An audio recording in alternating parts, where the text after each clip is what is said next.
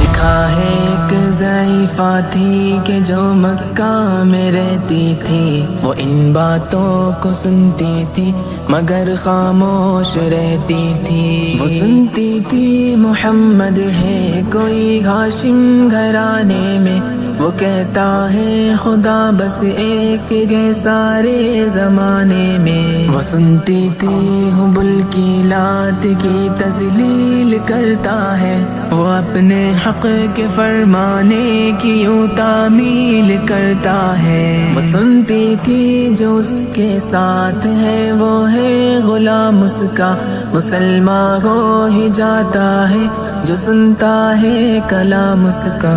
لکھا ہے وہ ضعیفہ ایک دن کعبے میں جا پہنچی، حبل کے پاؤں پر سر رکھ کے اس نے یہ دعا مانگی، میں تجھ کو پوجتی ہوں اور خدا بھی تجھ کو کہتی ہوں، بڑا افسوس ہے جو آج کل میں رنج سہتی ہوں۔ وہ غم یہ ہے محمد ہے کوئی ہاشم گھرانے میں، وہ کہتا ہے خدا بس ایک ہے سارے زمانے میں۔ مٹا دو اس کی ہستی کو نہ لے پھر کوئی نام اس کا، جگر چھلی ہوا جاتا ہے سن سن کر کلام اس کا۔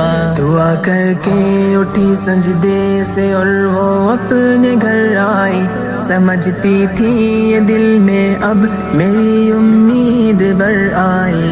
ضعیفہ کو خوشی تھی اب حبل بجلی گرا دے گا، محمد تو محمد ساتھیوں کو بھی مٹا دے گا۔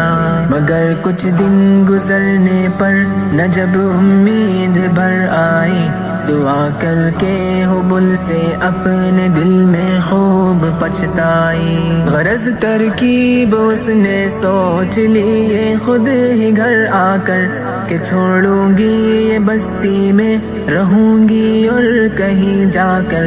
غرض ایک دن صبح کو اس نے اپنی ایک گٹھری لی، نکل کر گھر سے اپنے اور دروازے پہ آ بیٹھی۔ ضعیفہ سوچتی تھی اب کوئی مزدور ملتا ہے، اسے یہ کیا خبر تھی ایک خدا کا نور ملتا ہے۔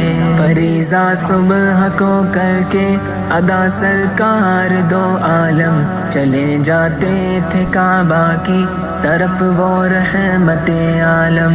چلوں میں آپ کے شمس و قمر معلوم ہوتے تھے، پائے تسلیم سجدے میں شجر معلوم ہوتے تھے۔